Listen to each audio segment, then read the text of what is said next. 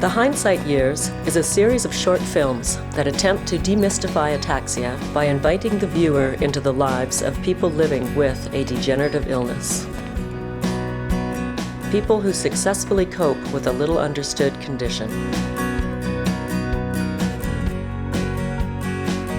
Dr. Aaron Sturrock is a neurologist, and one of the main focuses of his work is in ataxia research.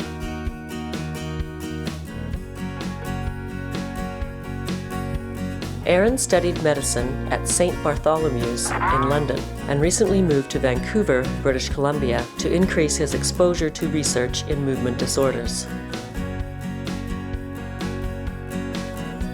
Much of Aaron's work is done at the Centre for Molecular Medicine and Therapeutics in conjunction with the University of British Columbia.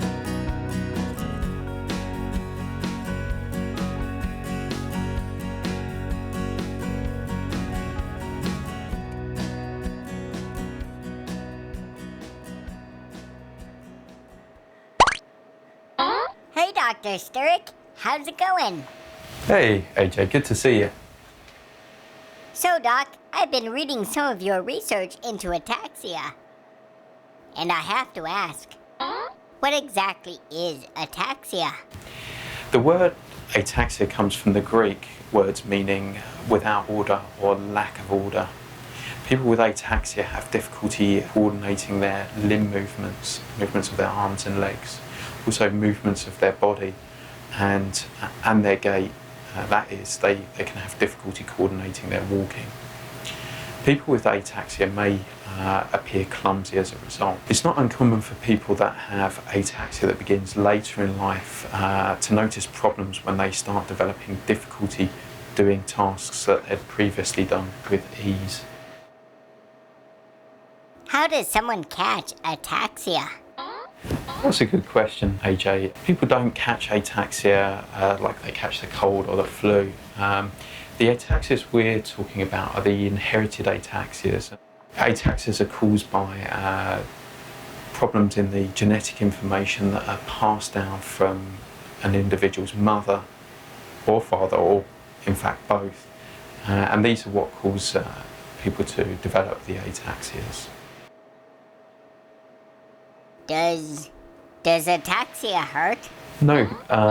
For most people with ataxia, ataxia doesn't cause pain. Coordination can be affected in ataxia. People with these conditions are at greater risk of falling. This can mean that they're at greater risk of injuring themselves.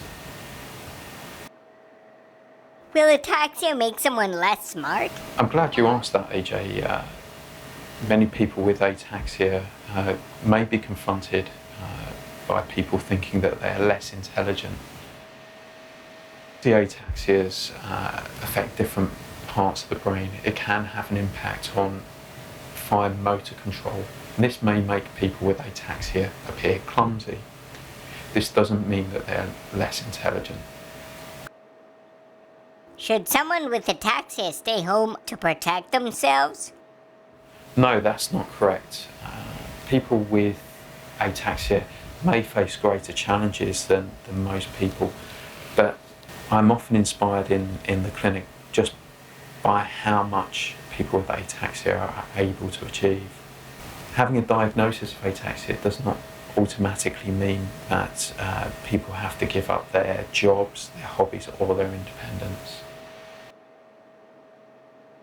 Ataxia kind of sucks.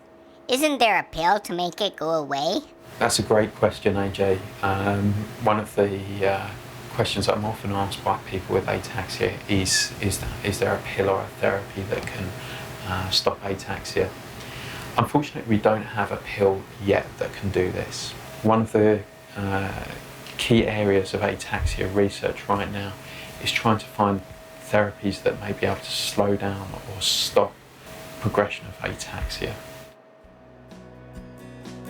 Ataxia affects all types of people, both young and old, male and female.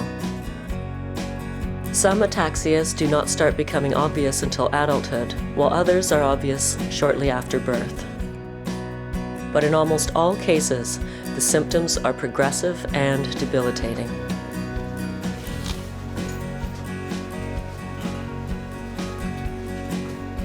It is important to note that there are many ataxias that get grouped within the term ataxia disorder. Over 40 are identified and given names, but there are many more that still have not been identified or recognized by science.